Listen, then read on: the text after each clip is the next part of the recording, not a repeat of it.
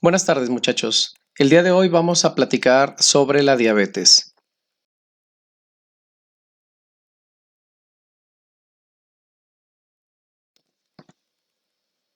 La diabetes es una enfermedad que se considera de tipo sistémico. Es una enfermedad con una progresión crónico-degenerativa y es una enfermedad heterogénea. Se le considera sistémica debido a que esta afecta células del cuerpo, es decir, a todas aquellas que dependan de transportadores GLUT4 para poder incorporar la glucosa de la sangre al interior de la célula. Sin embargo, por la misma progresión que es crónica, puede afectar al mismo tiempo otras células que no son dependientes de GLUT4.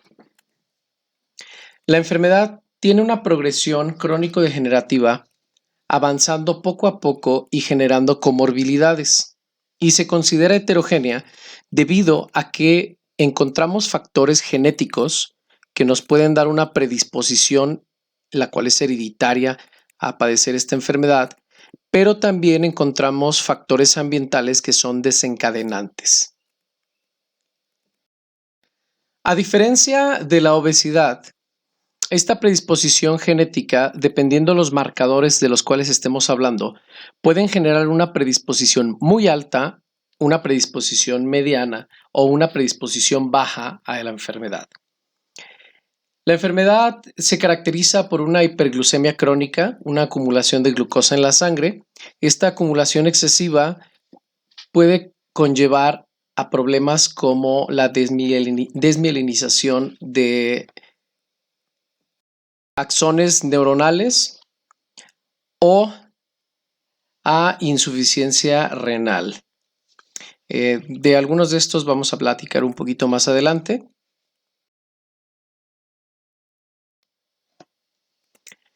La diabetes se centra en problemas con la insulina. Al fallar esta insulina, se genera una hiperglucemia. Y esta hiperglucemia, a su vez, puede provocar angiopatías, retinopatías, nefropatías o neuropatías. Este fallo en la insulina puede ser de dos tipos. Una resistencia a la insulina, cuando tenemos presencia de la insulina, pero no está llevando a cabo su trabajo normalmente. Una deficiencia, cuando simplemente no estamos produciendo insulina. Esta deficiencia puede ser absoluta, cuando de plano no tenemos nada de producción de insulina, o puede ser relativa, cuando existe una baja en los porcentajes de producción de la insulina. La insulina se produce en un órgano llamado páncreas. Este órgano tiene dos partes bien definidas, que son la parte exócrina, compuesta por acinos que segregan enzimas digestivas y que se vierten hacia el duodeno por la ámpula de Vater, mientras que contiene también una parte que es la parte endocrina, donde encontramos los islotes de Langerhans que producen hormonas que se vierten directamente a la sangre. La función exócrina es entonces involucrada durante los procesos digestivos, mientras que la función endocrina nos ayuda a regular el metabolismo mediante estas hormonas. El páncreas endocrino desempeña un papel fundamental en la regulación del metabolismo de la glucosa. Tenemos los islotes de Langerhans, que contienen, como ustedes saben, células de tipo alfa, beta, delta y células PP.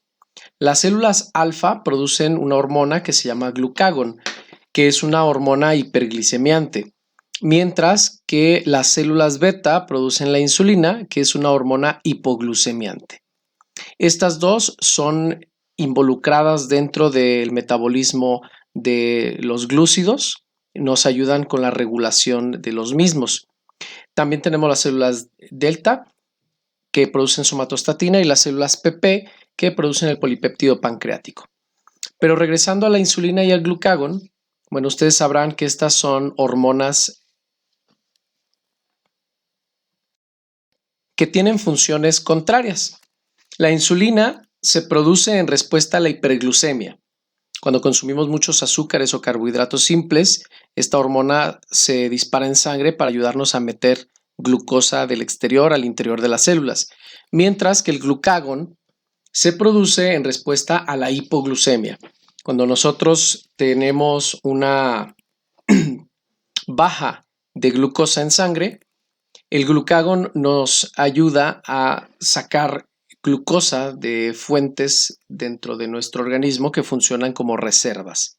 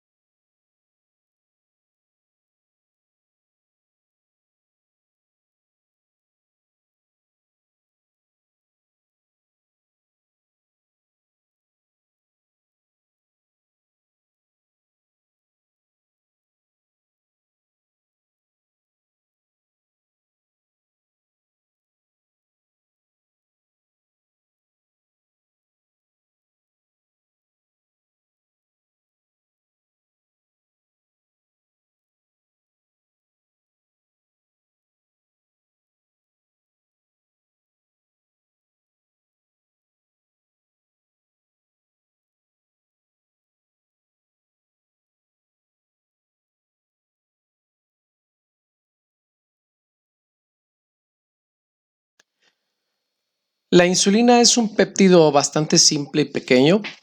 Es una proteína que pesa aproximadamente 5.8 kilodaltons. Está formada de 51 aminoácidos, 21 en la cadena alfa y 30 en la cadena beta. Estas dos cadenas se interconectan con dos puentes disulfuro, que serían este de aquí y este de aquí. Asimismo, hay otro puente disulfuro que está sobre la misma cadena alfa, formando un pliegue, que sería este de aquí, lo cual nos genera este pequeño loop, este pequeño pliegue en la secuencia de aminoácidos. Debido a su tamaño tan pequeño, es que fácilmente puede distribuirse por la sangre y pasar por los capilares más pequeños rápidamente y llegar a todas las células que lo requieren. Es destacable que la insulina se produce de la misma cadena polipeptídica, como podemos ver en la imagen de aquí abajo. Es una sola cadena,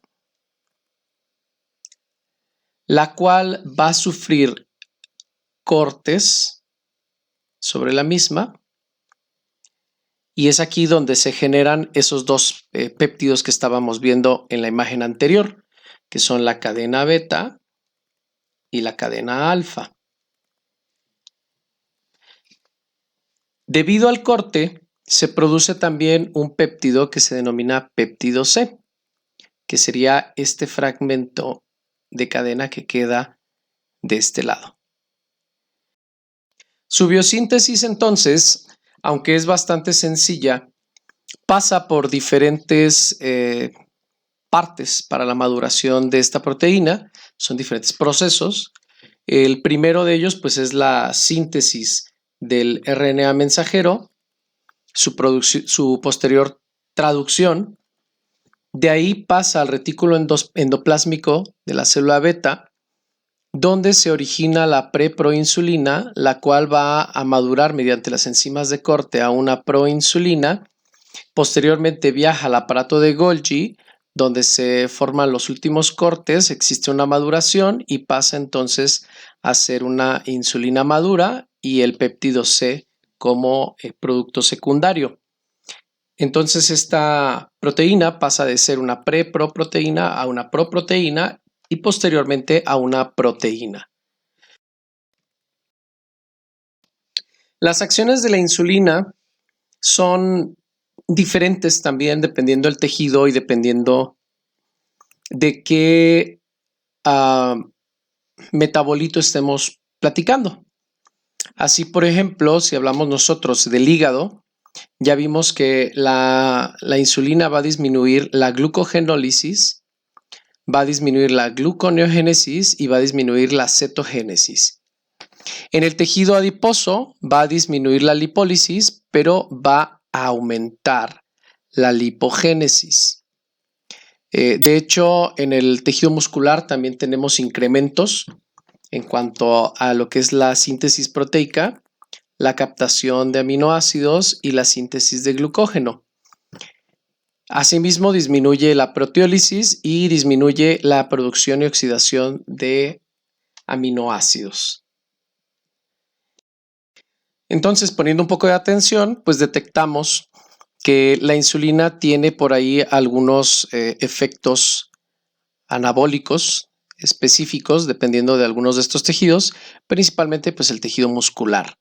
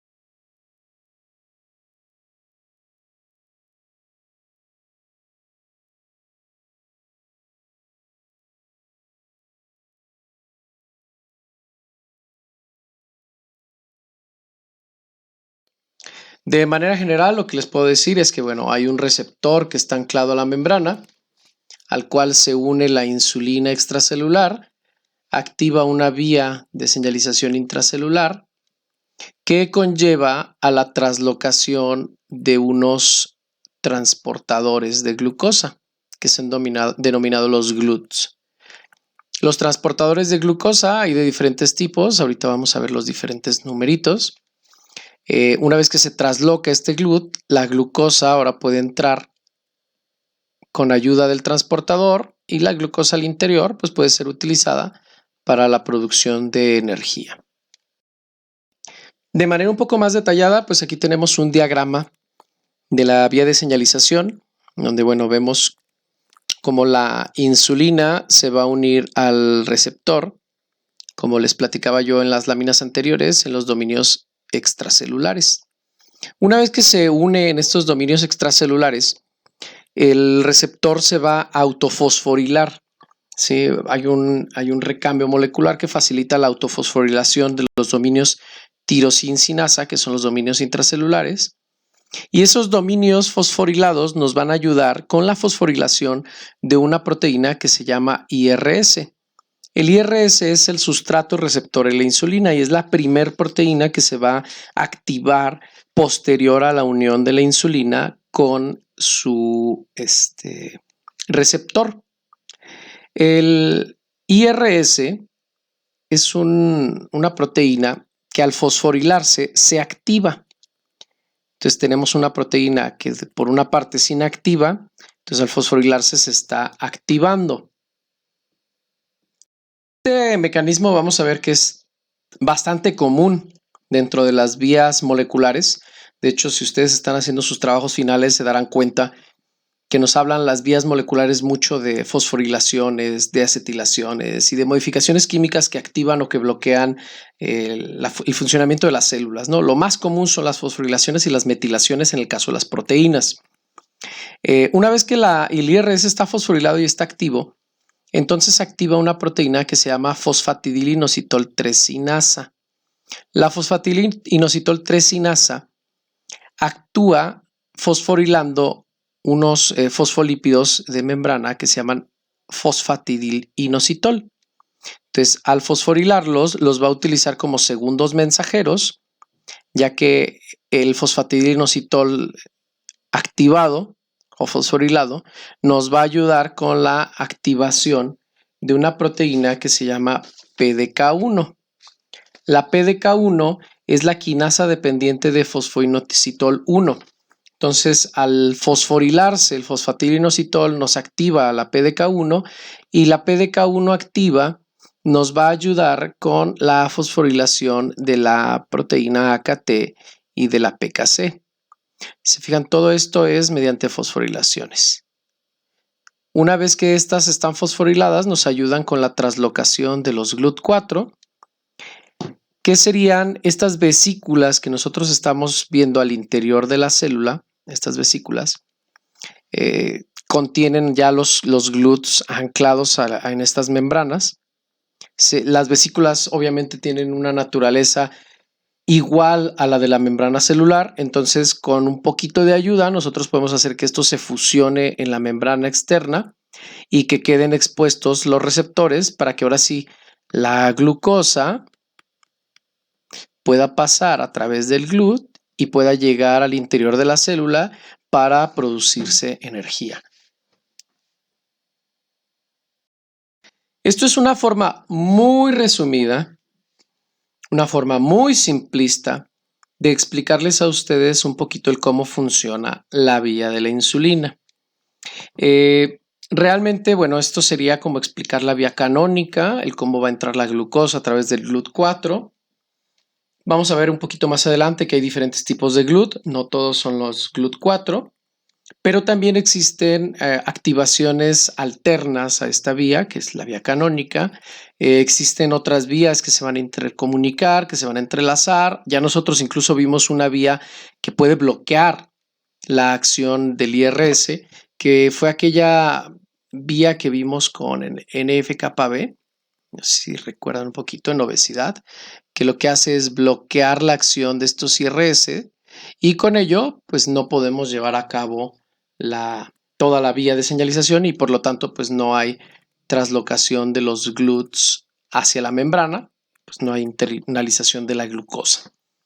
Entonces, bueno, una de las actividades que van a tener que presentar es precisamente el análisis de la vía de señalización de la insulina. Ya en el Classroom les pondré un poquito más a detalle qué es lo que tienen que hacer.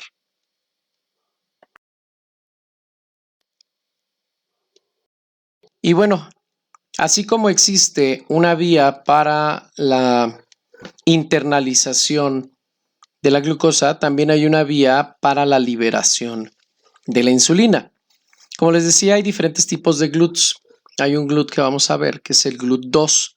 El GLUT2 es un glucosensor. Este va a reaccionar a las concentraciones de glucosa, ¿sí? Está anclado en las células beta pancreáticas. Entonces, cuando la glucosa, por ejemplo, está muy alta, la glucosa va a estar pasando a través de este GLUT con una velocidad relativamente alta, lo cual va a favorecer la activación de los canales de potasio sensibles a ATP y con ello pues facilita la despolarización de la membrana, la activación de los canales de calcio sensibles al voltaje, que en este caso pues, es este voltaje. La internalización de este calcio extracelular nos va a ayudar con la liberación de los gránulos de insulina. Estas acumulaciones de insulina pues normalmente las tenemos al interior de la célula beta pancreática, porque como habíamos platicado, la célula beta pancreática va a estar expresando y va a estar produciendo la insulina y la va a dejar almacenada para cuando sea necesario. Este es el momento en el que es necesaria, entonces hay que liberarla, ¿no? Estas vesículas se funden con la membrana celular, liberando la insulina al exterior y pues bueno, ya esta insulina ustedes saben lo que va a hacer, ¿no? Que es unirse a su receptor y activar la internalización de glucosa en las demás células. Todo esto sucede por las altas concentraciones de glucosa en el medio extracelular. Una vez que la glucosa entra a las demás células, sí, y que los niveles de glucosa bajan, entonces todo esto pues va a bloquearse. Simplemente pues porque ya no tenemos más entrada de glucosa y como esto lo estamos bloqueando, pues bueno, ya no tenemos tanta liberación de insulina y es así como se cierra nuestro círculo. Esta vía puede ser alterada con algunos medicamentos, como por ejemplo las sulfonilureas. Ya verán ustedes un poquito en Pharma, platicarán de algunos fármacos que nos ayudan a bloquear la liberación de insulina, a facilitar la liberación de insulina, etcétera, etcétera. Y bueno, como les decía, la translocación del GLUT4 nos va a ayudar a internalizar la glucosa a la célula. Esto es algo que no deben olvidar. El receptor insulina, ¿sí?, es una entidad diferente al GLUT. ¿Va? Entonces la insulina se une al receptor y activa la translocación del GLUT4. Pero no significa que la insulina active por este mismo receptor la internalización de la glucosa. ¿Sí? Son dos estructuras proteicas diferentes. Una va a ayudar a la translocación de la otra, pero la insulina se une a este receptor y la glucosa entra a través de este transportador. La glucosa no puede entrar por el receptor insulina. ¿Va? Esto no lo vayan a olvidar, es algo muy importante. Esto pues nos da como resultante que los niveles de glucosa en sangre se vayan a la normalidad. Este proceso pues ocurre cada que ustedes básicamente comen, ¿no?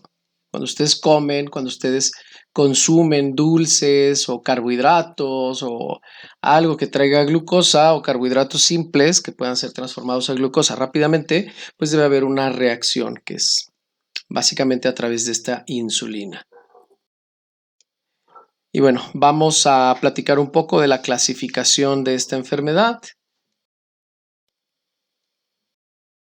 Y bueno, molecularmente hablando, solo existen 3 tipos de diabetes. Ojo, quiero aclararles, molecularmente hablando. Sí, porque bueno, yo sé que a ustedes les enseñan las clasificaciones como la diabetes juvenil, la diabetes del embarazo y todos estos tipos, ¿no? Pero bueno, molecularmente hablando solo hay estos 3 grupos. ¿Por qué? Porque la tipo 1 se refiere a que existe una deficiencia en la producción de la insulina, normalmente debido a destrucción de las células beta del páncreas. Y normalmente pues es una deficiencia absoluta.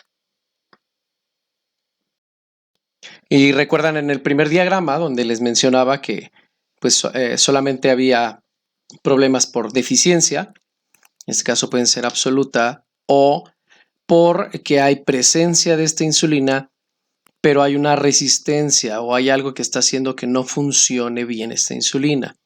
Esta correspondería a la diabetes de tipo 2. Es un tipo de diabetes en el cual se está produciendo insulina, pero por algo esta insulina no está llevando a cabo su función, ya sea que se bloquee la unión de la insulina al receptor o que la vía de señalización esté bloqueada, ¿sí? Como en el caso que vimos con los factores proinflamatorios. la vía de TNF-alfa bloqueando al IRS de manera indirecta. Y por último tenemos otro tipo de diabetes que es la MODY, que es muy parecido a la diabetes tipo 1 porque tenemos también una deficiencia en la producción de insulina. Solo que bueno, esta deficiencia, al ser heredada de manera dominante, tenemos un gen que sí está produciendo y el otro pues que no, el otro es el que está mal. Existe entonces este déficit primario en la producción de la insulina, pero normalmente esta no es absoluta, esta es relativa, debido a que pues hay un porcentaje, ¿no?, que se está produciendo. El problema de la MODY pues es bueno ya cuando entramos a la adolescencia o cuando tenemos por ahí consumos incrementados de glucosa o de carbohidratos, pues sí podemos ver afección directa, ¿no?, ya como una diabetes. Y si a esto le sumamos, por ejemplo, una mala alimentación, le sumamos presencia de ácidos grasos libres en sangre y otras cosas que nos generan normalmente la diabetes tipo 2, pues entonces esa poca resistencia que pudiéramos estar teniendo sumando los factores de poca insulina, pues bueno, tenemos ahí que se va a presentar la enfermedad. Pero bueno, hablando de la clínica, me imagino que han platicado un poquito más de esto en su clase de fisiopatología y que a lo mejor desde fisiología pues estuvieron revisando un poco sobre el tema, ¿no? Aquí nos vamos a centrar un poquito más en la parte molecular y pues no tanto en esta parte clínica. La diabetes tipo 1, como les mencionaba, normalmente es por una destrucción de las células beta pancreáticas y principalmente el principal detonante es un proceso inmunológico. Esta destrucción inmunitaria puede deberse a que tenemos presente una susceptibilidad por predisposición genética. Existen ya muchos trabajos que han analizado por ahí varias secuencias. Se han encontrado, por ejemplo, genes en el brazo corto del cromosoma 6, que son estos que codifican al HLA, que al tener por ahí algunas alteraciones, pues nos pueden hacer susceptibles, ¿no?, de que nuestro cuerpo pues no se reconozcan sus células tan fácilmente y exista como ese detonante siempre ahí esperando cualquier cosa para poder presentarse algún problema. En el caso de la diabetes mellitus tipo 1, el detonante suele ser un virus. Son virus que a veces normalmente no provocan mayor problema en personas sanas. Nos provocan por ahí una pancreatitis. Estas pancreatitis pueden ser transitorias, como les decía, pero si sumado a la pancreatitis, a la presencia del virus, tenemos esa modificación en los genes de HLA, entonces las células que están infectadas con el virus pues más fácilmente van a ser atacadas por las células inmunes y van a ser destruidas. ¿Sí? El problema de esto es que, bueno, esta célula que está infectada con este virus es la responsable de producir la insulina. Entonces, al no poder estar produciendo insulina, porque pues está destruida, los niveles de insulina decaen y es entonces que tenemos diabetes mellitus tipo 1. Las pancreatitis, cuando son pues fuertes, una pancreatitis aguda y sumado a los factores de HLA con este tipo de problemas, pues nos llevan a una destrucción normalmente por encima del 90-95% de las células beta pancreáticas y con ello pues una diabetes mellitus tipo 1 en la cual podemos tener una deficiencia absoluta de insulina básicamente.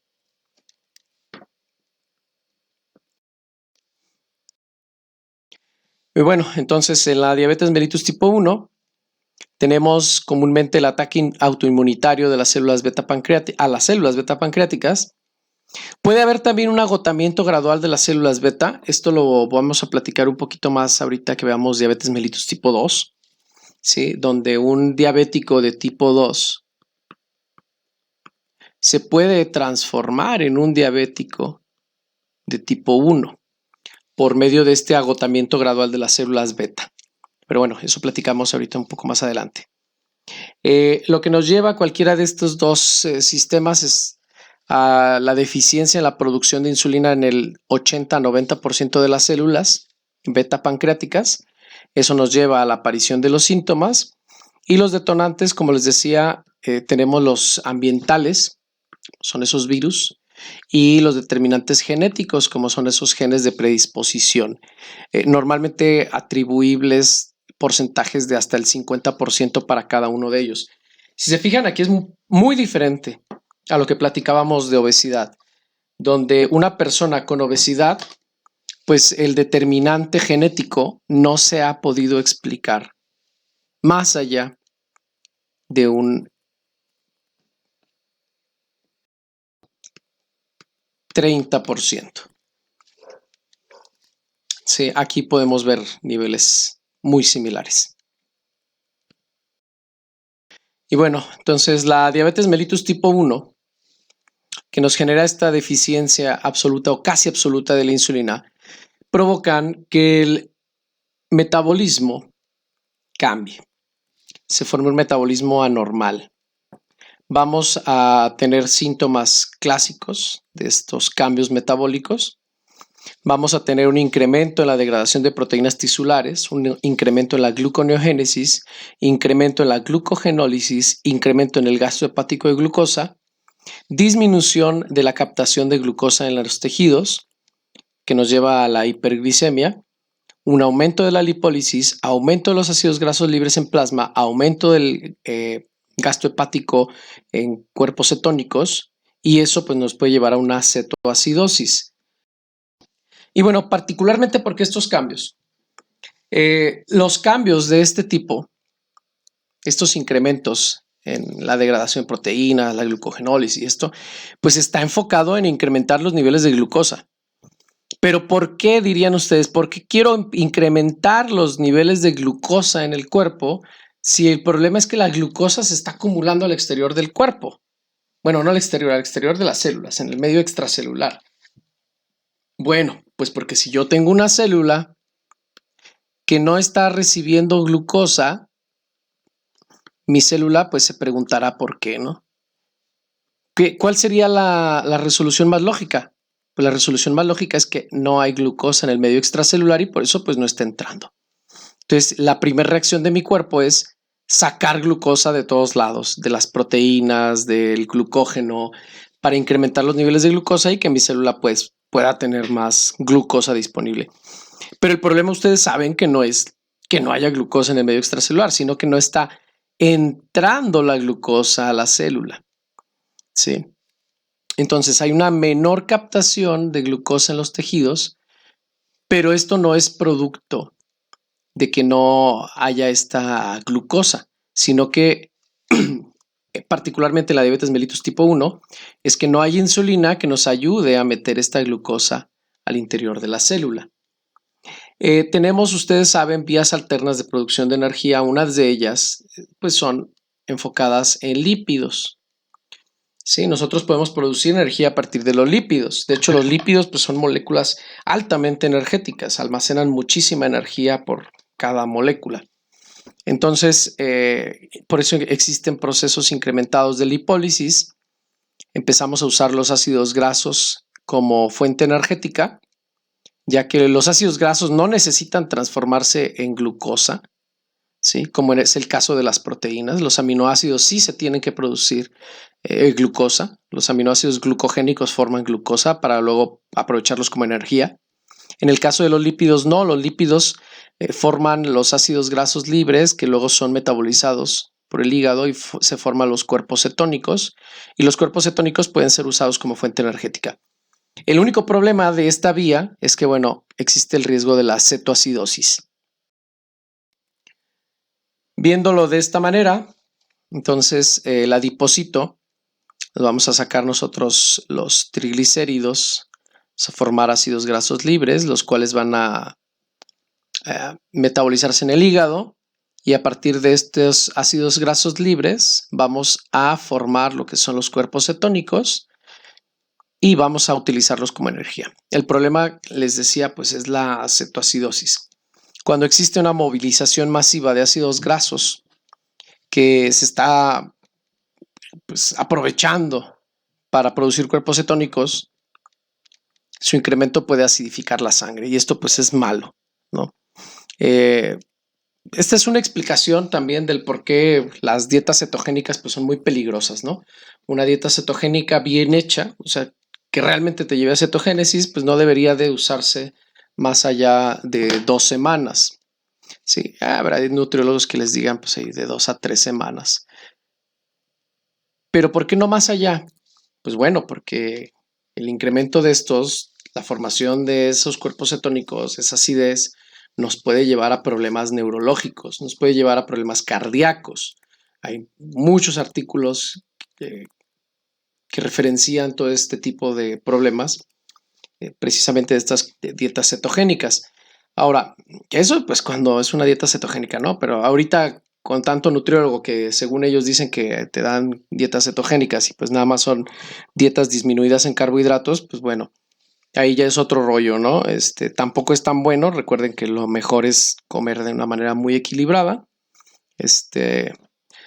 guiándonos con el plato del buen comer o la pirámide alimenticia.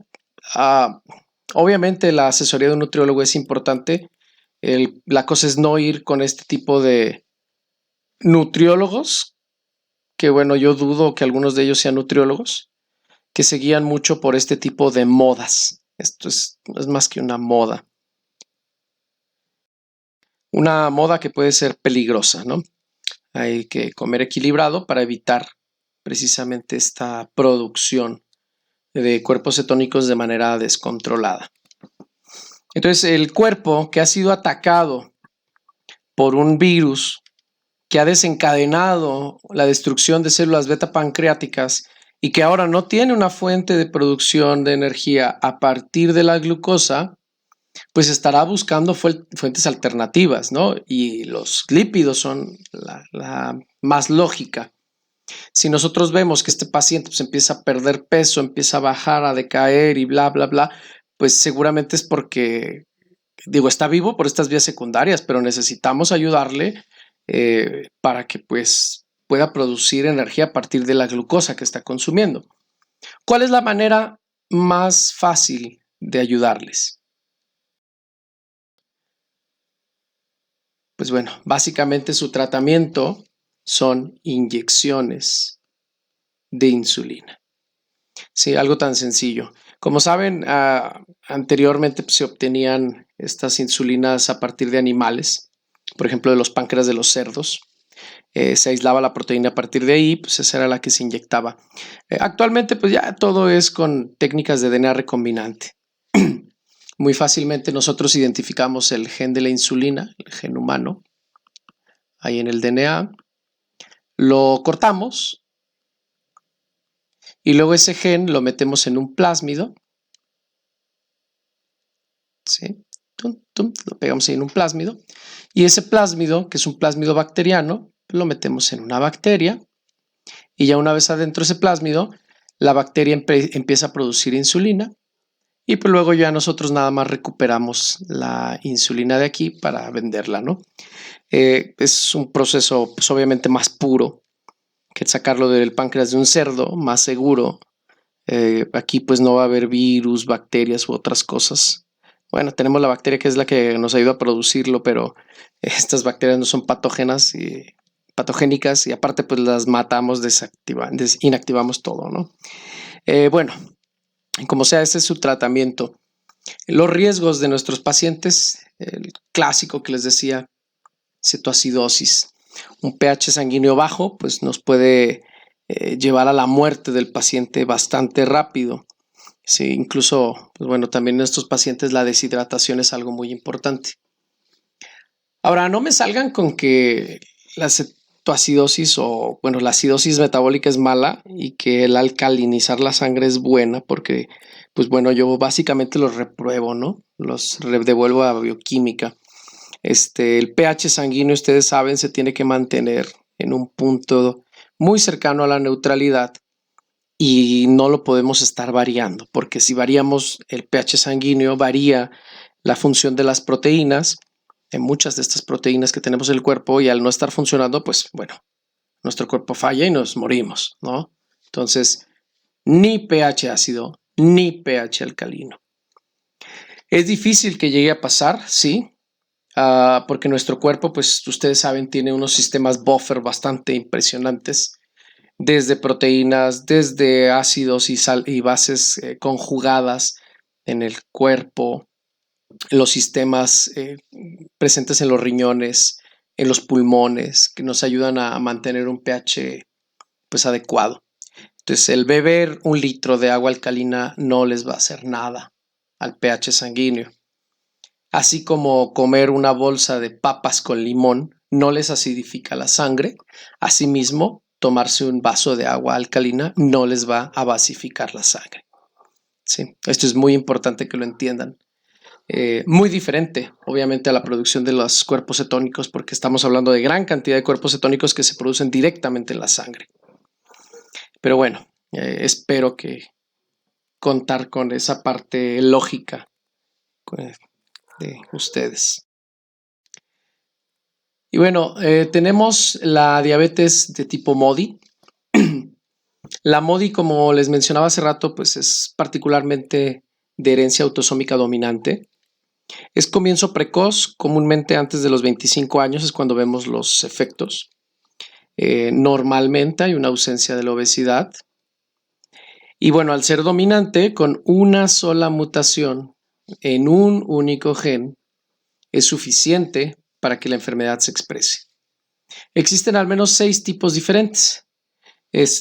Todos ellos pues son genes que están en las células beta pancreáticas. Y bueno, a excepción de uno, que ahorita vamos a verlos. Creo que estos 6 ya los debieron haber platicado por ahí igual en fisiopatología, pero bueno, los pongo.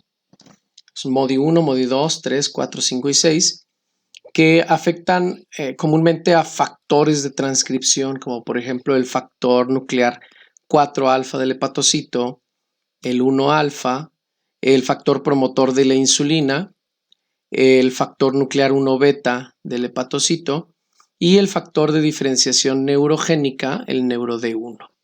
¿Sí? Estos factores de transcripción pues regulan la producción de la insulina al interior de la célula beta pancreática. Tenemos otro que es el de la MODY2, que es la glucosinasa, la que se ve afectada. Pero bueno, la glucosinasa no forma parte de este sistema que estamos platicando acá, ¿no? Ustedes recordarán, la glucosinasa pues es la enzima que nos ayuda a fosforilar a la glucosa, ¿sí? Para transformarla de glucosa a glucosa 6-fosfato.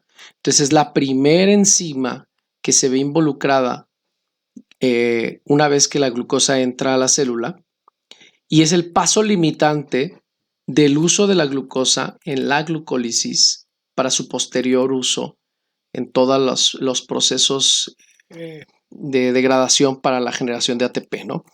Entonces, es muy importante esta glucosinasa. Sin embargo, pues su mecanismo es diferente. Los otros son factores de transcripción que están presentes en el núcleo y que nos ayudan a activar la transcripción de la insulina. Entonces, cuando ellos fallan, pues tenemos una deficiencia en la expresión de la insulina. Comúnmente les decía estas deficiencias no son absolutas, tienden a ser relativas. Y bueno, estos factores que regulan la expresión de este gen tienen otras funciones en algunas otras partes del cuerpo, pero profundizar en ellos. Sí, por ejemplo, el NeuroD1, que se requiere también para el desarrollo de los islotes pancreáticos, o sea, no solamente para la transcripción del gen de la insulina, sino para la misma formación de los islotes. Obviamente esto en el desarrollo embrionario, ¿no? Pero bueno, tienen muchas funciones. Recuerden que esto lo llamamos pleiotropismo. Una proteína es pleiotrópica cuando tiene estas funciones diferentes dependiendo del tejido, ¿no? Bueno, esto es lo mismo con la glucosinasa, ya ustedes ya conocen la función. Y pasamos a la diabetes mellitus tipo 2. Y bueno, la diabetes mellitus tipo 2 es una diabetes no insulino dependiente. Esto se debe a que el problema no es que falte insulina. El problema es que la vía de la insulina está siendo bloqueada o que la unión de la insulina a su receptor está siendo bloqueada. Más del 90% de la población diabética es diabético tipo 2. Eso nos deja a un 10% de la población para la diabetes mellitus tipo 1 y las MODY. ¿Sí? Y bueno, curiosamente, diabetes mellitus tipo 1 son la mayoría, cerca de este 10%, más o menos un 9%, y el 1% de las MODY. Datos que obviamente son diferentes dependiendo las poblaciones, ¿no? En México lo que les puedo asegurar en este momento es que el 90% de la población es de tipo 2. Esta es una enfermedad que vamos a ver nosotros ahorita. Es la más fácil de tratar de las diabetes, por así decirlo, porque al final termina siendo la más difícil de tratar, porque el tratamiento depende enteramente del cambio de estilo de vida del paciente. En el caso de la diabetes tipo 1, pues bueno, a lo mejor a muchos de ustedes se les hará más fácil estar inyectando la insulina, pero bueno, sigue siendo algo invasivo, doloroso, molesto, tener que estar inyectando insulina cada rato. Tiene sus riesgos, obviamente, desde cosas sencillas como pues, infecciones en los sitios de punción, etcétera, etcétera. Pero comparado con una diabetes mellitus tipo 2 que puede arreglarse básicamente con dieta adecuada, ni siquiera les digo una dieta que los mate de hambre, una dieta adecuada, bien equilibrada, con un poco de actividad física, pues bueno, en comparación, digo, no hay una manera de comparar esto, ¿no? Porque a nosotros se nos hará muy sencillo, pero el problema es que hacer que el paciente lo haga. Y bueno, como les mencionaba, es una enfermedad crónico-degenerativa, por lo cual su desarrollo es gradual. Comúnmente al inicio no tenemos síntomas evidentes. Ojo, al inicio. Sí, cuando empezamos a tener esta desregulación o estos problemas, acumulación de glucosa en la sangre, que la insulina empieza por ahí a sobreexpresarse. Esa primer partecita normalmente no hay síntomas muy evidentes. Más adelante pues tenemos la presentación de los síntomas clásicos, ¿no? A menudo se detecta con pruebas de detección rutinarias. Ahorita vamos a hablar de lo que son este tipo de pruebas y cuáles son los estándares de oro para su diagnóstico. Se puede presentar poliuria y polidipsia de varias semanas de duración, pero ojo, esto pues normalmente no es de inicio, sino que es un poquito más adelante. Hay una posible polifagia también, pero esta es menos frecuente. De hecho, aquí la cosa es al revés, ¿no? Por la polifagia que tiene el paciente, independientemente de su origen, que puede ser una polifagia por estrés o por alguna cosa psicológica, por ansiedad o simplemente por gusto, no sé, les gustan de comer bastante, pues bueno, eso es lo que nos puede llevar a la diabetes tipo 2. Los enfermos entonces de diabetes tipo 2 tienen resistencia a la insulina, ¿sí? Y pueden llegar a desarrollar células beta disfuncionales. Ojo, pueden, ¿sí? Si el tratamiento es a tiempo, es adecuado, no tendría por qué pasar esto. La diabetes tipo 2, entonces, es caracterizada por una resistencia a la insulina en el órgano diana. Órgano diana. ¿Cuál es el órgano diana? O sea, aquellos que dependan de la internalización de la glucosa mediada por los GLUT4, que básicamente pues, son casi todas las células del cuerpo, ¿no? Hay algunas que no, pero bueno, si pensamos en los efectos que puede tener a nivel global, pues lo llamamos una enfermedad sistémica. Hay una menor sensibilidad de las células frente a la hiperglucemia, o sea, su respuesta a la cantidad grande de glucosa al exterior, el medio extracelular, es muy lento, es difuso, no es igual que en las células sanas.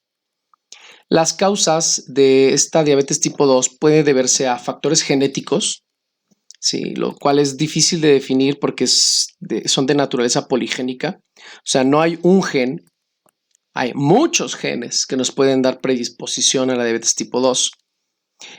Los porcentajes son variables, entonces depende también de qué gen estemos hablando.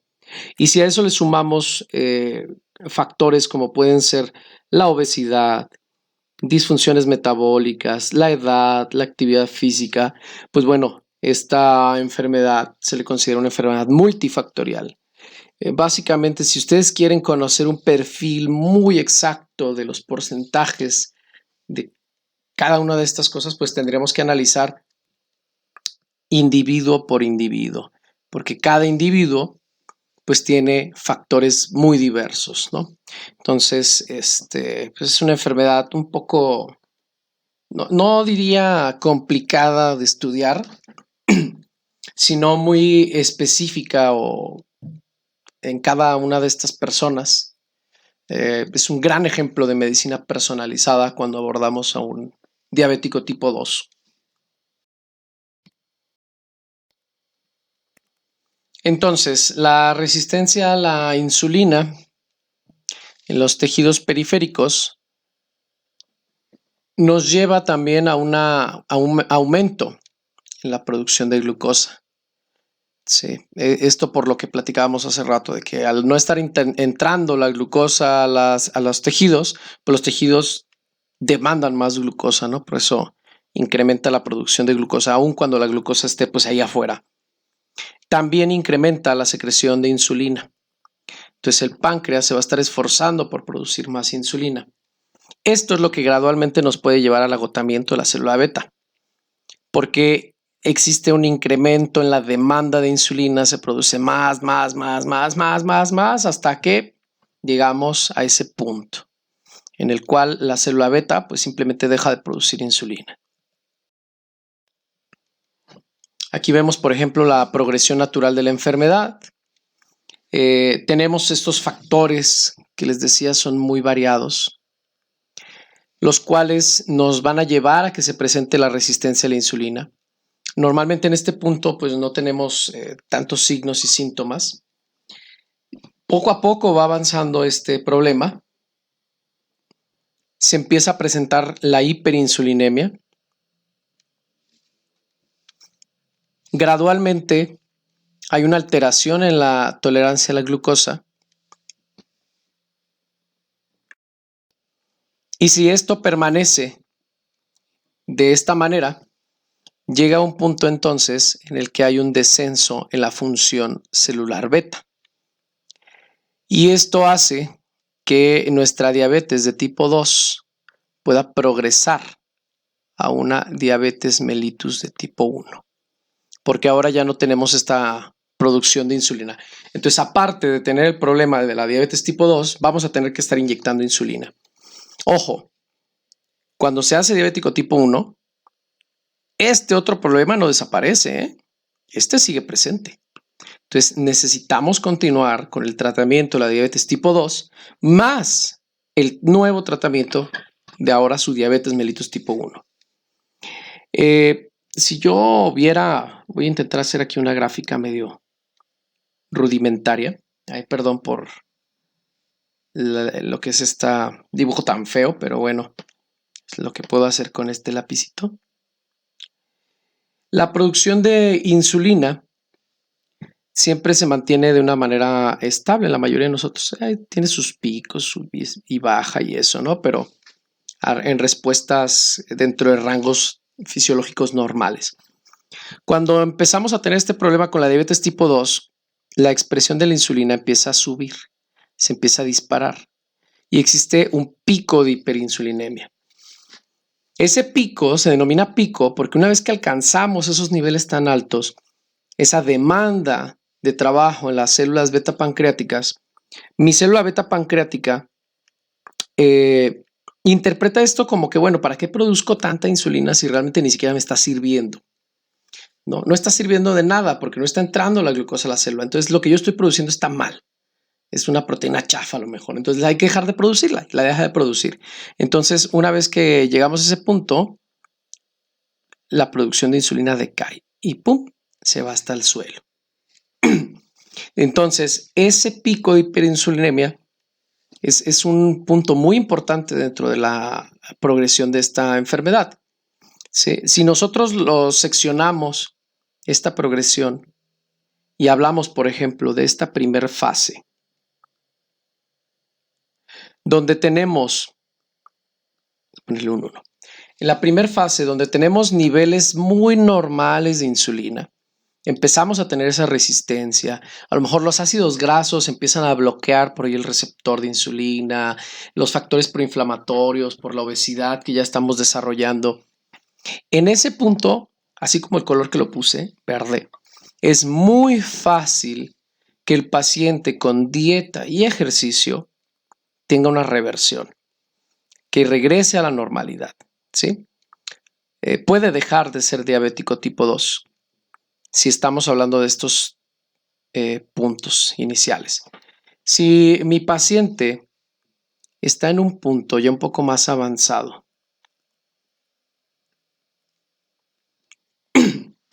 donde necesita ya a lo mejor un sensibilizador de insulina, se le da metformina, se le empieza a dar tratamiento para poder pues, ayudarlo, ¿no? A que esta insulina funcione y pueda entrar a las células. Normalmente en la fase 2 es cuando ya vemos signos, síntomas y esto. Obviamente son iniciales, ¿no? No estamos hablando de retinopatía o nefropatía. Estamos hablando de esta sed, de estos dolores de cabeza, poliuria, síntomas clásicos, ¿no? Una vez que estamos en este punto, también podemos ayudarle con dieta y ejercicio. De hecho, bueno, dieta y ejercicio nos ayuda siempre, ¿no? Pero de cierta manera esto puede ser reversible, aún en este punto, ¿sí? Aún en este punto, con ayuda de los medicamentos, obviamente, pero principalmente con su dieta y ejercicio, hacer lo que baje de peso, que se vayan esos ácidos grasos libres, que disminuyan, que los factores proinflamatorios disminuyan, podemos liberar la vía de la insulina y nuestras células producir insulina en niveles adecuados, ¿no? El problema es cuando llegamos ya a puntos como una fase 3. Pico de hiperinsulinemia. Aparte de la metformina, ya le están dando a lo mejor un hipoglucemiante, una glibenclamida o yo qué sé. Aquí hay un gran problema, ¿sí? Difícilmente vamos a hacer que este paciente deje de ser diabético. Lo más probable es que lo podamos controlar y controlar de una manera bastante adecuada, pero va a tener pues que estar siendo monitoreado y va a tener que estar consumiendo fármacos casi ya de por vida. Ya en una fase en este punto pues es complicado. No se diga ya una vez que tenemos pues el agotamiento de las células beta, en esta parte donde ya no tenemos producción de insulina, pues bueno, ahí ya no hay manera de hacer que se recuperen las células beta pancreáticas. Estas ya no van a producir insulina y la inyección de insulina va a tener que ser constante. Entonces aquí es donde yo les decía, se tiene que tratar su resistencia y aparte sus inyecciones de insulina, porque este fue un paciente que progresó desde una diabetes mellitus tipo 2 a algo que es una combinación entre diabetes mellitus tipo 2 y diabetes mellitus tipo 1. Y bueno, al igual que en la diabetes mellitus tipo 1, existen cambios metabólicos producto de la diabetes tipo 2, los cuales pues se generan principalmente en tejidos como el hígado, el músculo y el tejido adiposo. Existe esta hiperglicemia, que es, bueno, debido al aumento en la producción hepática de glucosa, por lo que ya habíamos comentado, que el cuerpo, pues bueno, está buscando estas fuentes de glucosa, combinado con el obvio descenso en la utilización periférica porque no está entrando a las células, y también un incremento en la presencia de triglicéridos en sangre. Hay diferencias características entre la diabetes de tipo 1 y la diabetes tipo 2. Aquí les estoy colocando un pequeño cuadro que resume algunas de estas características.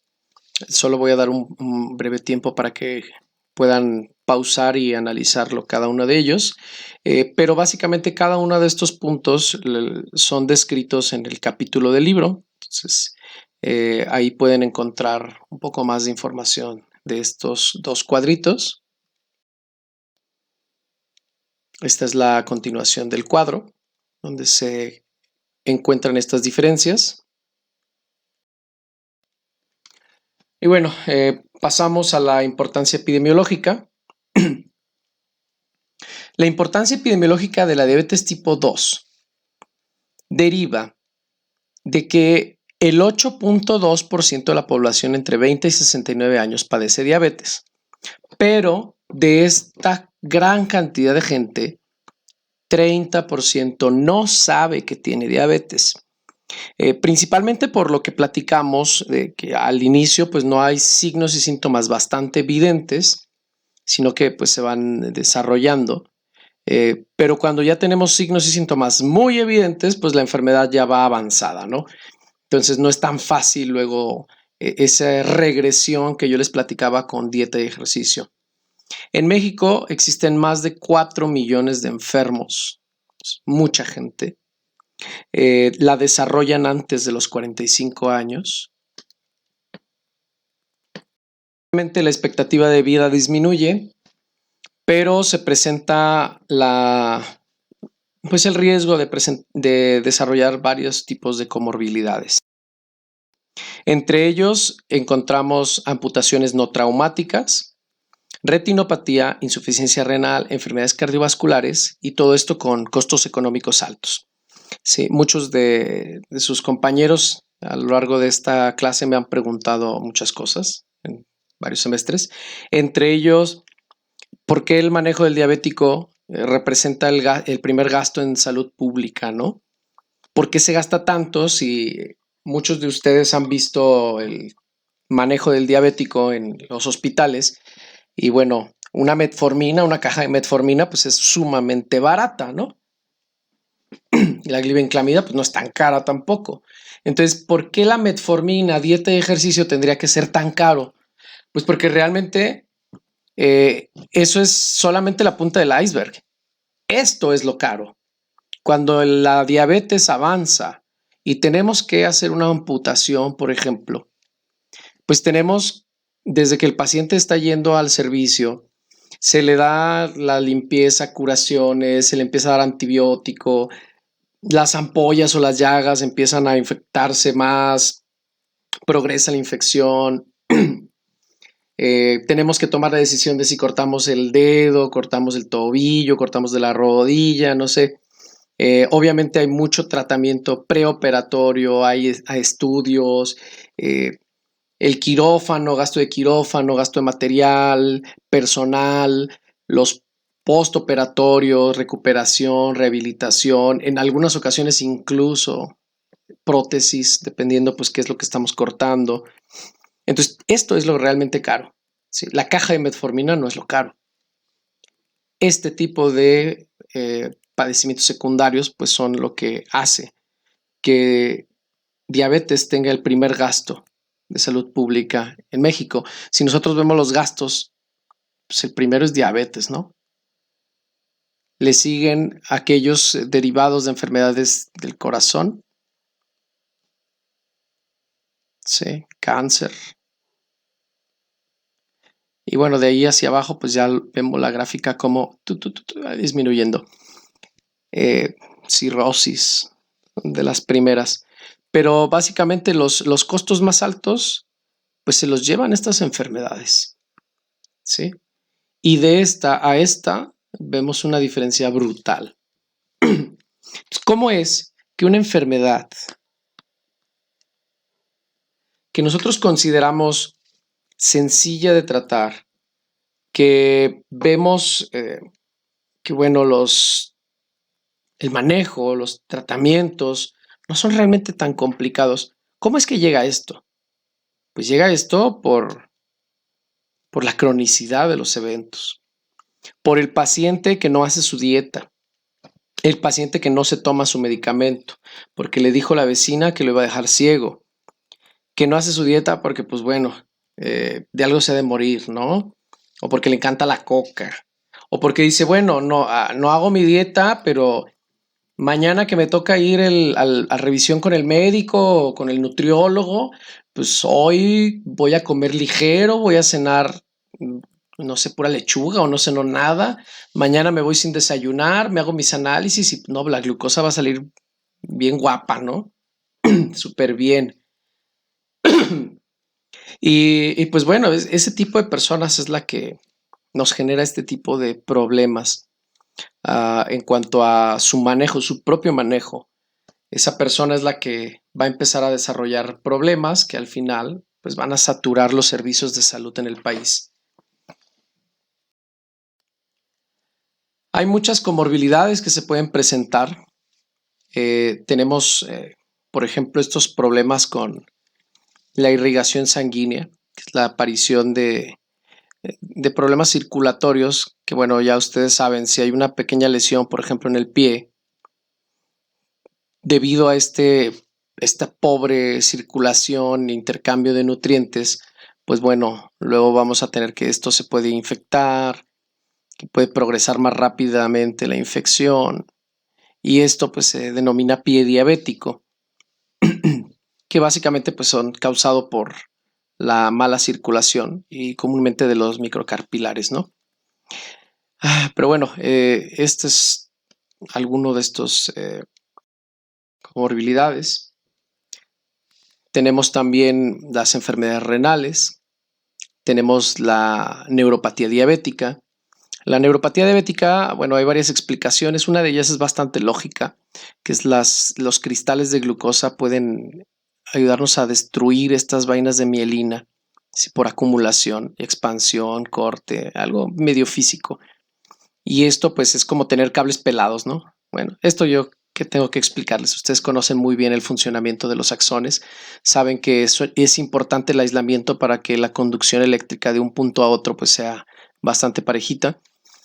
Cuando hay lesiones, pues esto es como tener un cable pelado donde puede saltar la corriente, puede chocar, o si hay varios cables aquí juntos y de repente hay pelado uno y pelado el otro, pues puede haber cortocircuito, ¿no?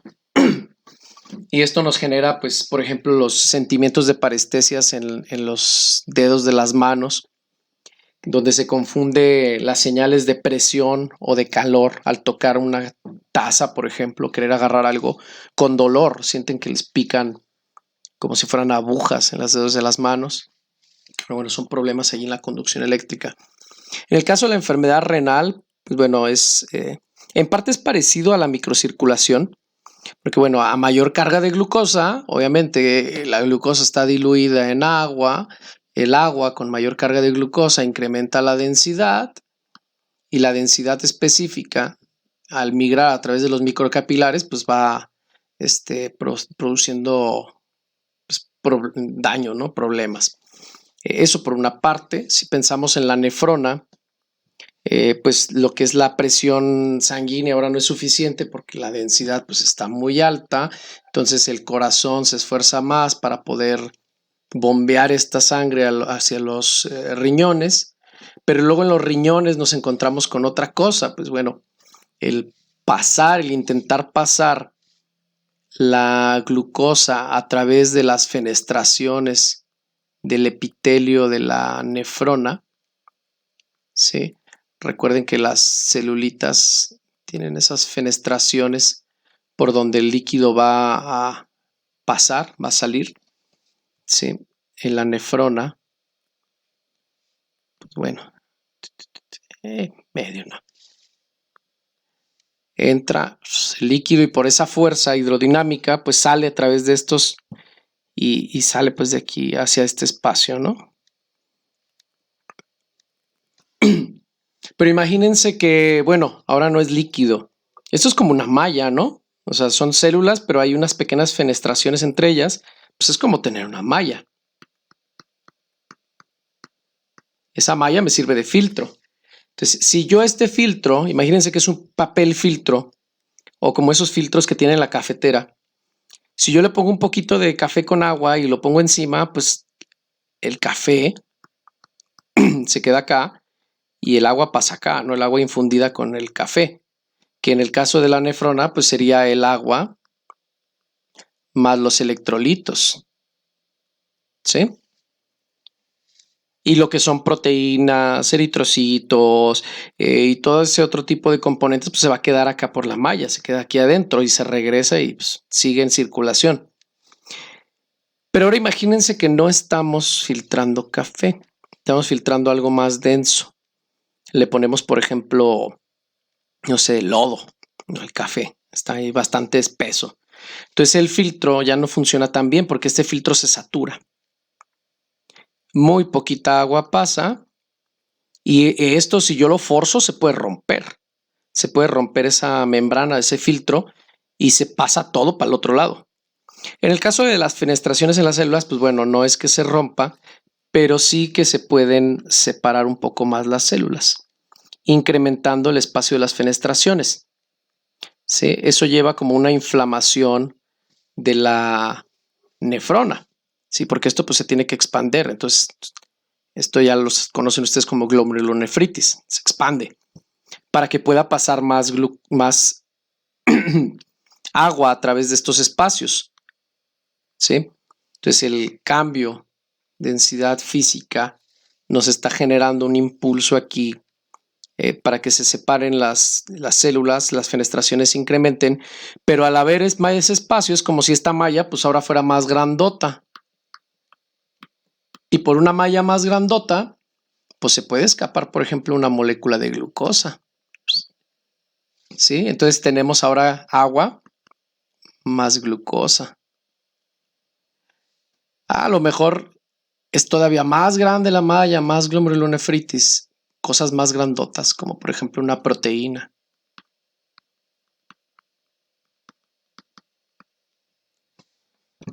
Híjole, no, ya, máximo tamaño. No, pues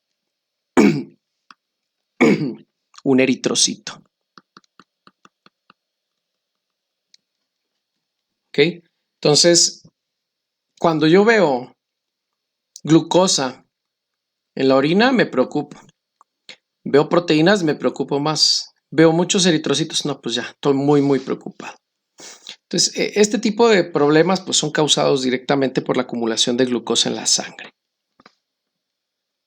Pero bueno, esto es por encima. Digo, ya conocen ustedes un poquito más de la fisiopatología, nada más hay para relacionarlo un poco con el tema.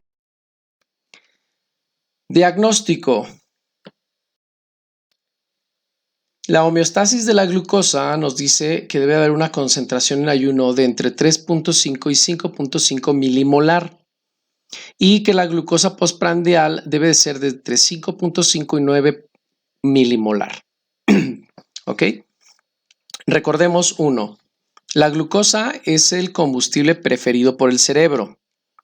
2. El glucógeno del hígado es nuestra reserva inmediata de glucosa, ¿sí? Se llama glucagón. 3. El cerebro no puede utilizar ácidos grasos como combustible. El cerebro puede usar cuerpos cetónicos, eso sí, acuérdense, pero no puede usar los ácidos grasos directamente. Tienen que metabolizarse en el hígado, producirse los cuerpos cetónicos y ahora sí, usarlos. El cerebro usa los cuerpos cetónicos como combustible, entonces, el músculo y otros tejidos pueden convertirse a glucosa, ¿sí? Músculo.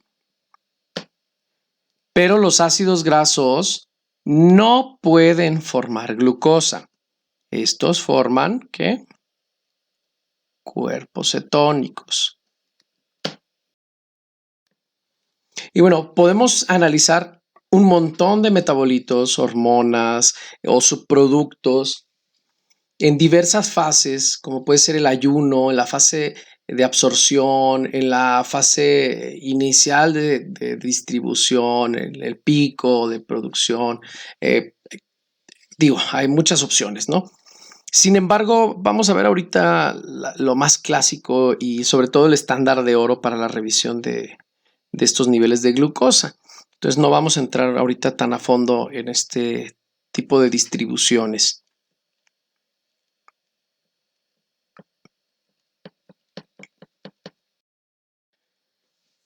Bueno, la primera manera de diagnosticar pues es siempre con signos y síntomas, ¿no? Los síntomas clásicos de la diabetes ustedes ya los conocen, son la sed exagerada, polidipsia, la poliuria, orinar mucho, una posible polifagia, que ya habíamos comentado ahí esta diferencia. Puede haber baja de peso y decaimiento, pero normalmente estos dos síntomas los vamos a ver en fases más avanzadas de la enfermedad. Cuando nuestro diabético tipo 2 pues está siendo ya un diabético tipo 1.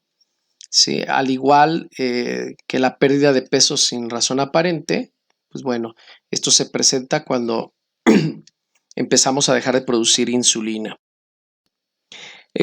Hay, sí, maneras muy clásicas de diagnóstico de la diabetes, como la orina con sabor dulce. Digo, que sea clásica no significa que la tengan que hacer ustedes o que se siga haciendo. Recuerden que esta enfermedad es una enfermedad que se estudia desde la Edad Media y básicamente con los reyes o los señores que tenían grandes porciones de tierra y eran muy ricos. Es una enfermedad de ricos, una enfermedad de reyes. Y pues si pruebas su orina, pues sabe dulce. Otra manera era pues ponerla alrededor de un hormiguero y si las hormigas iban y comían de ahí de la orina, pues significaba pues que tenía grandes cantidades de azúcar y bueno, mil maneras que se les puede ocurrir a ustedes para hacer esto sin tener que probarla directamente, ¿no?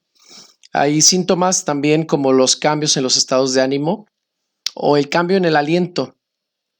Característicamente se señala este aliento como olor a vinagre de manzana, como vinagre de manzana dulce, sin un olor avinagrado.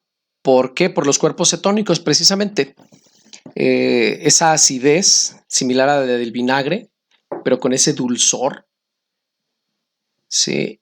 Y bueno, los cuerpos cetónicos son altamente volátiles. Entonces, al estar presentes en sangre, cuando la sangre está circulando en los pulmones, se evaporan bastantes de estos cuerpos y cuando ustedes exhalan, pues la gente puede percibir ese aroma, ¿no?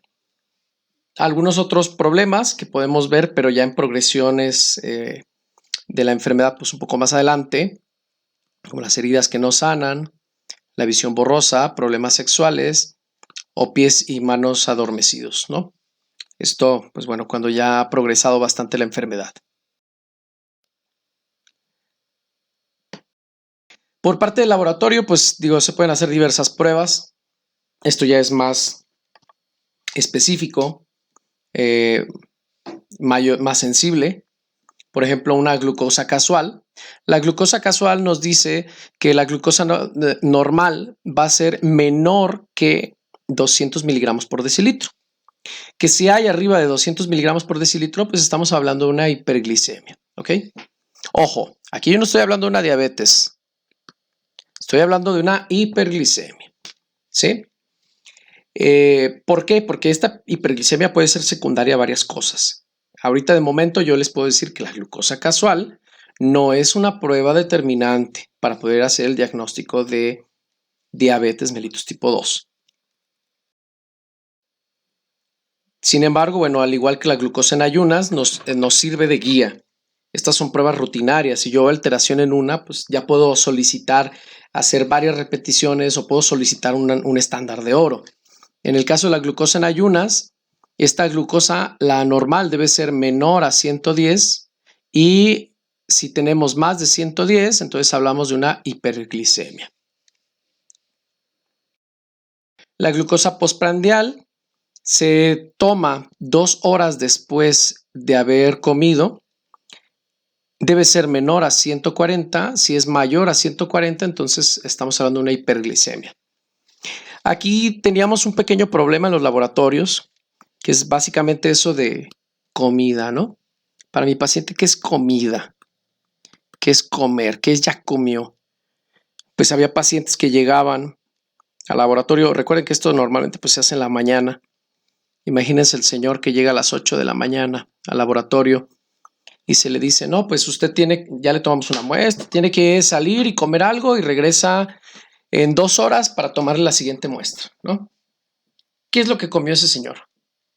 Pues bueno, habrá quien salió y se desayunó un café y ya, y eso pues normalmente es su desayuno. Habrá quien fue un café con unas galletas. Habrá quien se metió por ahí una fondita y se desayunó unos chilaquiles con huevo. Y a lo mejor el que se cruzó y fue ahí a la menudería y se echó un menudo grande y unas 2 pellizcadas con queso y mantequilla. No sé, esto es muy ambiguo. Tan ambiguo que se tuvo que estandarizar porque la gente pues comía lo que quería o no comía y pues estos niveles nunca fueron confiables, ¿no? Actualmente se les da una carga de glucosa que depende de su peso. Es una cantidad de glucosa que se diluye en agua, se calcula para esta persona. Anteriormente, pues incluso uno tenía que pesar la azúcar, ¿sí? Meterla ahí, diluirla y echarle unas gotitas de jugo de limón, porque bueno, el azúcar tan concentrada no cae chido en el gusto y hay quien la vomita. De hecho, bueno, esto es una explicación del por qué una Coca-Cola le sabe bastante bien. Uy, qué Coca-Cola tan fea dibujé. Bueno, ahí se le imaginan. ¿Por qué la coca es tolerable cuando sus niveles de glucosa pues, son altísimos? Pues bueno, básicamente por la acidez provocada por el dióxido de carbono, así que forma ácido carbónico y por eso pues lo toleramos, ¿no? Pero bueno, actualmente ya no se hace así. Actualmente les llegan a los laboratorios frasquitos que tienen la glucosa ya medida y calculada y pues ya nada más tienes que medir X cantidad de mililitros, que es dependiendo del peso del paciente, ¿no? Entonces, esto es un ejemplo de cómo se ha tenido que ir adaptando todo. Existe un estándar de oro que es la curva de tolerancia a la glucosa oral.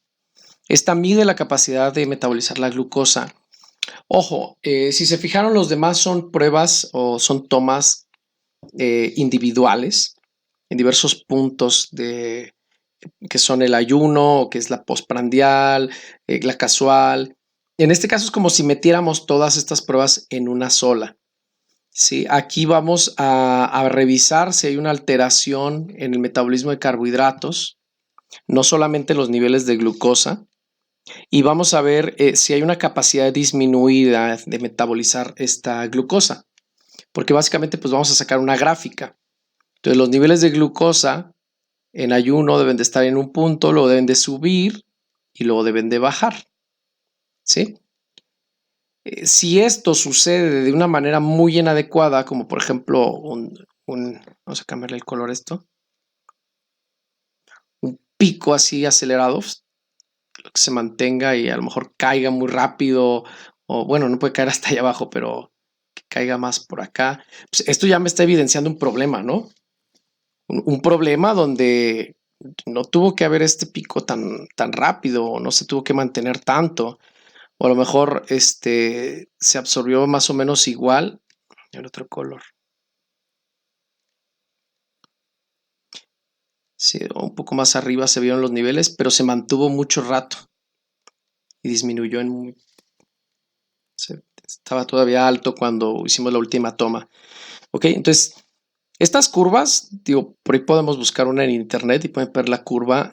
Podemos ver un montón de información, no solamente si llegó hasta un punto la glucosa, si se mantuvo, si incrementó. O sea, aquí podemos ver varios cortes, ¿no? Con la información. Entonces, el ayuno debe ser de 10 a 12 horas para que esta prueba salga pues, bien. La administración de la glucosa, igual que la que estábamos platicando del desayuno, que es estandarizado, es 1.75 gramos de glucosa por kilogramo de peso.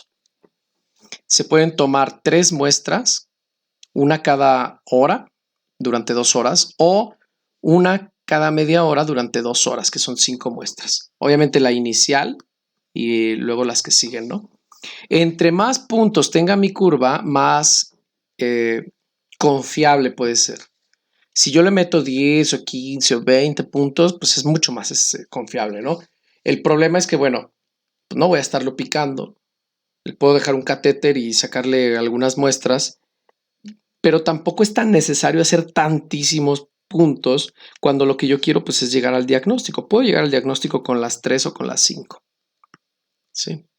Digo, ya si la quiero para fines de estudio en un proyecto de investigación, pues sí le puedo meter los puntos que yo quiera.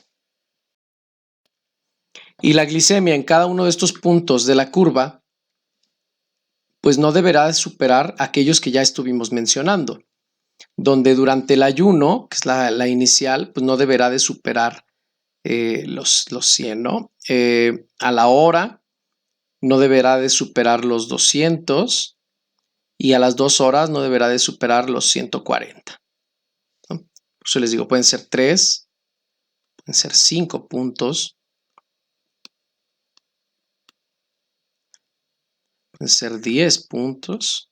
O sea, ya todo eso depende. Y bueno, hay diversos criterios para el diagnóstico. El diagnóstico de prediabetes es un término ya algo viejo, pero como he visto que todavía por ahí algunos hospitales lo siguen usando, pues aquí les dejo el dato. Más de 200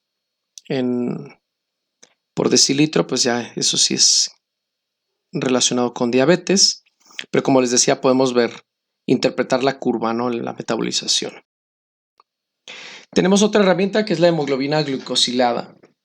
Esta prueba de hemoglobina glicosilada también se puede utilizar para el diagnóstico de la diabetes, pero no es el estándar de oro. Esto quiero aclararlo, porque nos ayuda a medir el promedio de la glicemia de 4 a 8 semanas previas. Entonces, si mi paciente estuvo manejando niveles altos de glucosa durante estas 4 a 8 semanas previas, a lo mejor los niveles normales pues, tendrían que haber estado por aquí, y el resultado de la glicosilada pues me dice que mi paciente está en este punto de promedio, pues bueno, aquí es un claro diagnóstico, ¿no? Es diabético. Pero como esto mide un promedio, esta glucosa pudo haber sido muy diferente. Sí, pudo haber pasado, por ejemplo, que tenía niveles incluso por ahí buenos, normales, unos picos, bajadas. ¿Sí? Entonces, al final digo, puede requerir ay, perdón por las cosas chuecas, pero puede requerir el tratamiento diabético, digo, porque pues, está teniendo estos picos tan enormes, tan feos. Pero bueno, ¿qué pasa con esto, no? ¿Por qué es tan inconsistente en sus niveles? Esto habría que revisarlo también. Entonces, es un problema en la metabolización de los carbohidratos. Entonces, ahí hay muchas variables que la glicosilada pues no nos está aclarando para nada. Lo que sí es que, bueno, si nos da pues muy altos, lo podemos relacionar con personas con diabetes o, como les decía, con este término de prediabético, que no es de todo mi gusto, pero pues si ya tenemos de 6.5% por encima, o sea, hacia arriba, estoy hablando que tiene pues arriba de 130, 140 miligramos por decilitro, y si esto es en promedio, en el promedio de las últimas 4 semanas, pues son niveles altos, ¿no? La glucosa no debería estar tan alta constantemente. Ya si tiene por ahí un 7, un 8, pues bueno, esto es irremediablemente diabético. A mi gusto, el estándar que ustedes deberían de escoger pues es la curva de tolerancia a la glucosa oral. Y la hemoglobina glicosilada es una muy buena herramienta, pero para el seguimiento de mi paciente. Porque entonces, pues sí pasa, ¿no? Que está mi paciente, está doña Chonita, que trae los niveles acá de glucosa, y sabe que mañana va a ir con el médico y le van a revisar la glucosa y pues se pone a dieta y deja de comer y baja, ¿no? Y entonces cuando yo le hago el análisis, pues doña Chonita me sale con una glucosa ahí más o menos buena y le digo, qué bien le está yendo, se está tomando su medicamento, ¿verdad? Está haciendo dieta, está haciendo ejercicio. Pero resulta que pues nomás dejó de comer un día antes, ¿no? Y medio bajó, o sea, todavía la traía ahí medio alta, pero yo ya no me doy cuenta de que estaba en estos niveles. Pero si le hago una hemoglobina glicosilada, pues me va a sacar el promedio y voy a ver que casi todo el mes anduvo por acá arriba. Entonces sí le voy a decir, a ver, doña Chonita, me anda haciendo chanchullo, ¿no? Estas personas, como les decía, el diabético termina siendo el más difícil de manejar cuando la enfermedad es relativamente fácil de manejar. ¿Sí? Aquí hay que convencerlos de tener adherencia al tratamiento. Pero una muy buena herramienta para hacerlo pues es la hemoglobina chismosa, que básicamente pues es, como ustedes saben, cuando hay niveles altos de glucosa en sangre, la fracción A1C de la hemoglobina pues se tiende a glicosilar y nosotros la buscamos, la cuantificamos. Eso es la hemoglobina glicosilada. Bueno, para completar un poquito la info de los GLUTs, aquí hay unas láminas donde rápido hablo de unos GLUTs, pero aparte les voy a pasar un artículo, lo voy a subir a Classroom, que habla de muchos otros GLUTs. ¿Sí? Hay 20 y tantos GLUTs y se siguen por ahí descubriendo todavía algunos transportadores con características muy específicas. La primera característica son los sitios de expresión. No se expresan en todos los tejidos los mismos tipos. ¿Sí? El que está más distribuido, eso sí puedo decirlo, pues es el GLUT4, porque está en los tejidos, para empezar, los más grandes, ¿no? Como por ejemplo la piel, el músculo. Entonces, el que más frecuente podemos encontrar en el cuerpo. Sin embargo, existen GLUTs como el 1 que se produce principalmente en cerebro. ¿Sí? Tenemos otros que se producen, como por ejemplo el 3, en los testículos. Y bueno, hay diferencias entre estos GLUTs. Hay grupos, como por ejemplo estos que son los GLUTs de clase 1, los GLUTs de clase 2, los de clase 3. Y bueno, vamos a hablar ahorita brevemente de unos con unas características muy particulares y ya ustedes leerán un poquito más en el paper. El GLUT1, por ejemplo, es un GLUT cuyos sitios de expresión son principalmente el cerebro y los eritrocitos. Esta es una proteína altamente hidrofóbica y que tiene una gran afinidad a la glucosa. Entonces, pues ustedes saben, los tejidos prioritarios pues siempre es el cerebro. Se te puede morir un pie, pero no el cerebro. Es uno de los tejidos más importantes para nuestro cuerpo. Entonces, pues los GLUTs que vamos a ver más expresados en el cerebro tienden a tener o tienden a poseer una afinidad mucho mayor a la glucosa. El GLUT2, del cual platicamos unas láminas antes, que es glucosensor. Entonces si se fijan, son tejidos que tienen que ver con regulación del metabolismo, por ejemplo el hígado, el páncreas con la liberación de insulina, el riñón, el intestino delgado, y nos dan una idea del estatus energético del cuerpo, ¿no? Glucosensor.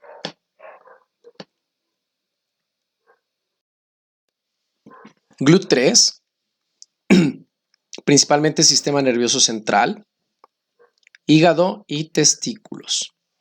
Este es el que tiene más afinidad por la glucosa.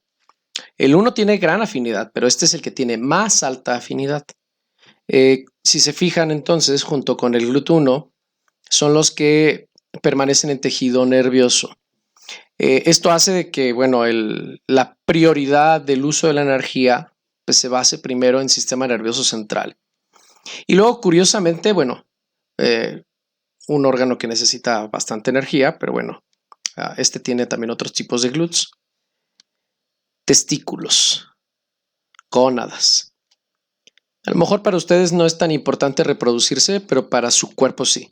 Entonces, tejidos prioritarios para nuestro cuerpo, siempre el sistema nervioso central y reproducción. ¿Okay?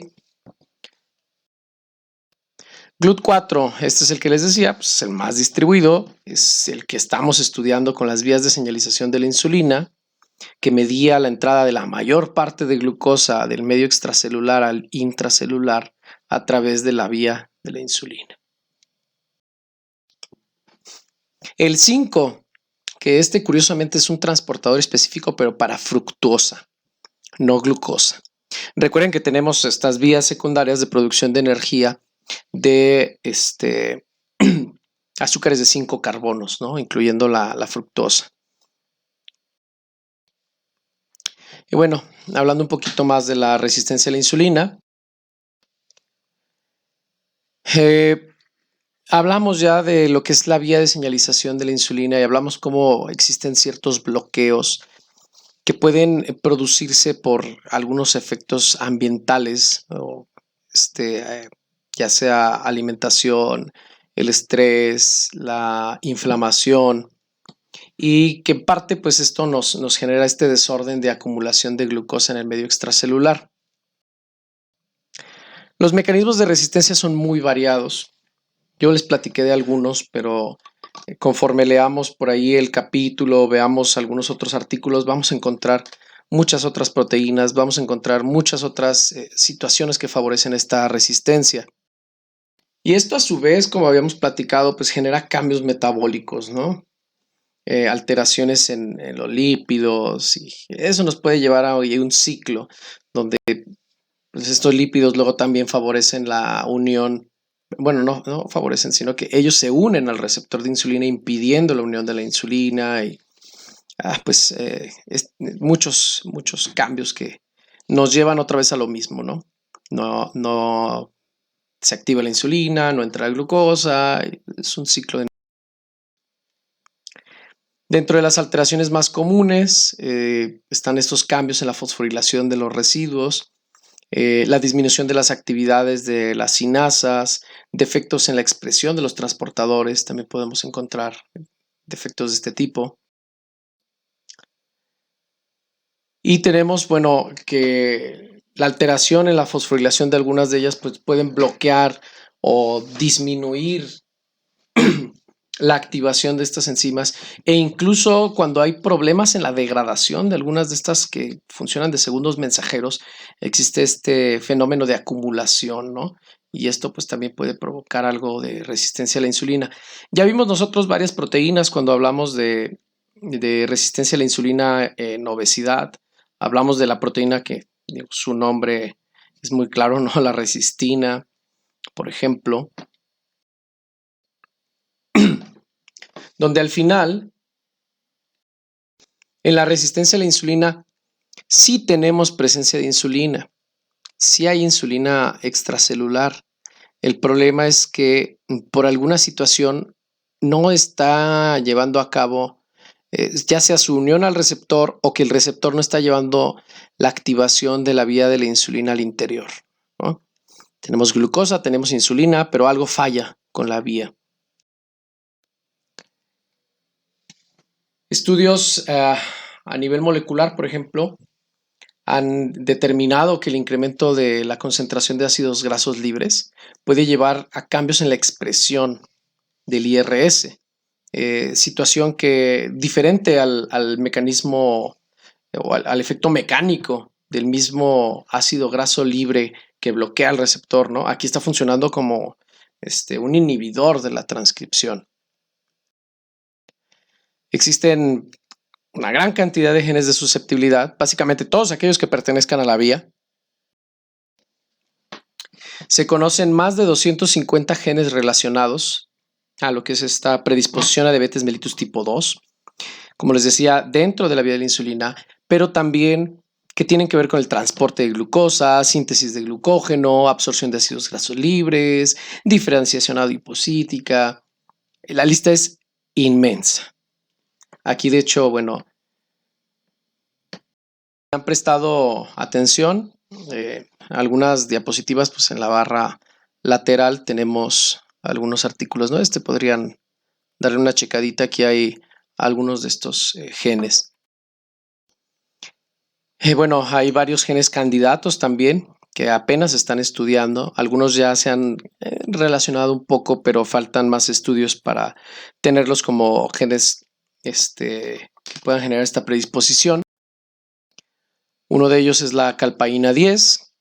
Tenemos también la aumentina, los PPRs. Los PPRs ya los habíamos platicado en obesidad, sobre todo el PPR gamma, que es el que más se relaciona con el tejido adiposo y con el almacenamiento de ácidos grasos libres. También tenemos a las proteínas desacopladoras, las UCP, y al receptor beta adrenérgico, ¿no? Cualquiera de alteración en estas proteínas pues puede generar cambios metabólicos de importancia.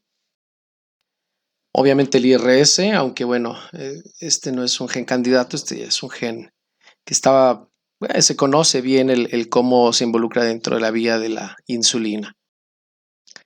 La grelina, que de manera indirecta también nos puede estar generando ahí problemas, siempre y cuando pues existan alteraciones. Recuerden que la forma inalterada pues funciona de manera normal. Y bueno, ya casi terminamos este video. Nos falta hablar un poquito de la actividad física. La actividad física forma parte del esquema de tratamiento del diabetes tipo 2, como lo vieron hace rato, y que les decía que esto con ayuda de dieta, pues podíamos hacer incluso que el paciente deje de ser diabético tipo 2, ¿no? Pero no está solamente relacionado con que la actividad física nos va a hacer bajar de peso, ¿sí? Digo que esto pues es algo que se busca también, ¿no? Pero esto es algo más tardado. Vamos a tardar tiempo en bajar de peso, para bajar inflamación, para bajar un montón de cosas.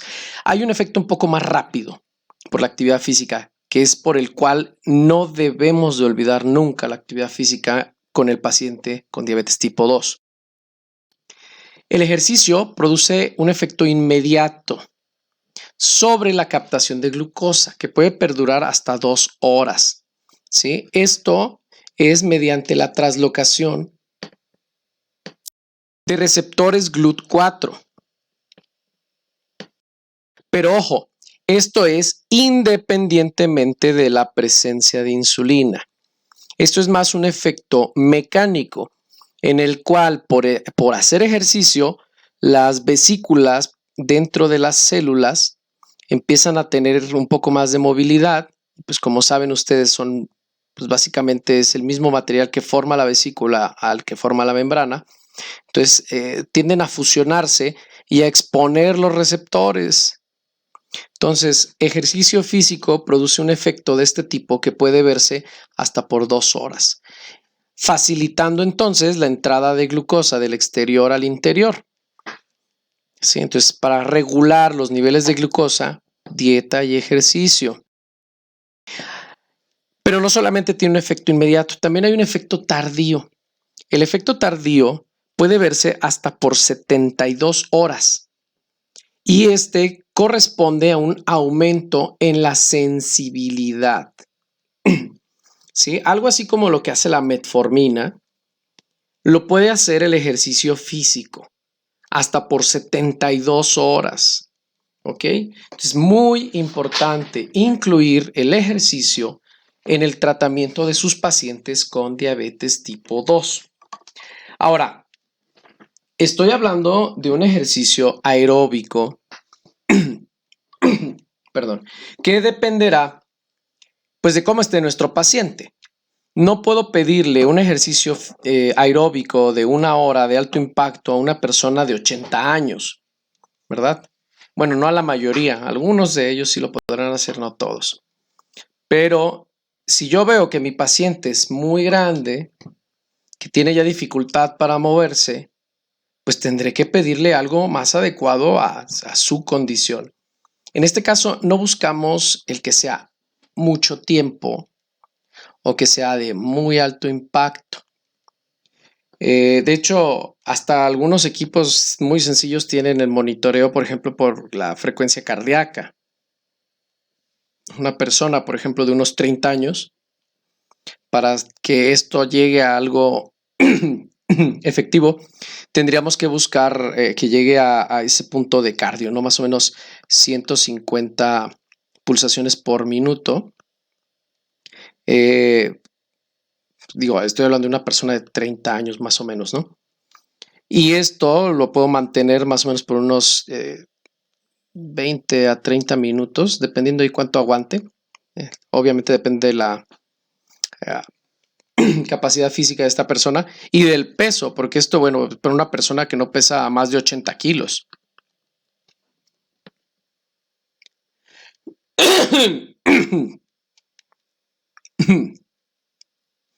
Perdón. Esto es solo un ejemplo, ¿ok?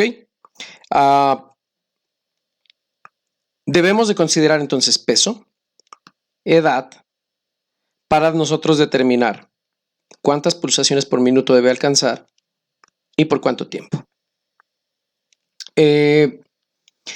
Yo sé que muchos de ustedes, pues bueno, no manejan toda esta parte del desarrollo de habilidades físicas. No son especialistas en deporte, nutrición del deporte o algo así. Esto pues podemos pedir apoyo, digamos, para poder adecuar algún plan a nuestros pacientes. Lo que no debe de quedar de nuestro lado es decirle a nuestro paciente que tiene que hacer algo de ejercicio y que será pues obviamente ajustado a sus capacidades, ¿sí? Incluso puede que esté limitado en movimiento y pues que sea necesario por lo menos una caminata o algo que nos ayude a movilizar esos glúteos y nos ayude a incrementar la sensibilidad de la insulina. Entonces tenemos un efecto inmediato y un efecto tardío. Son dos fases diferentes.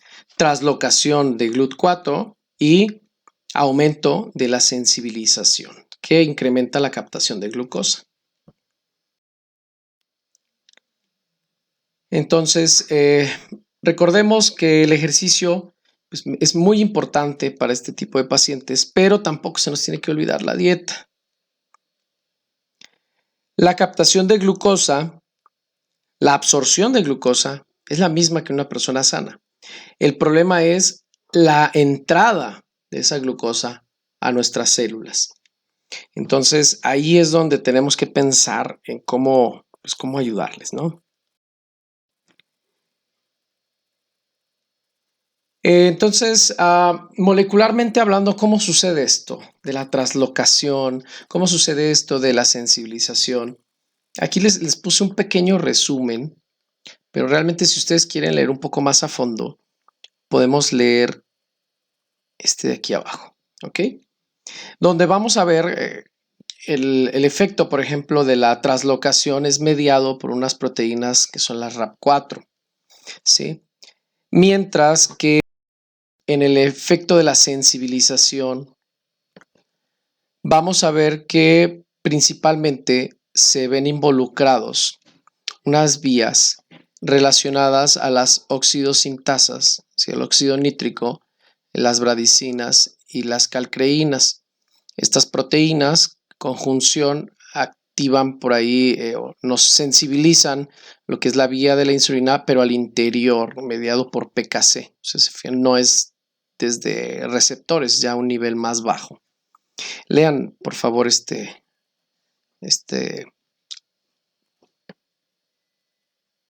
material para que puedan tener un poquito ahí de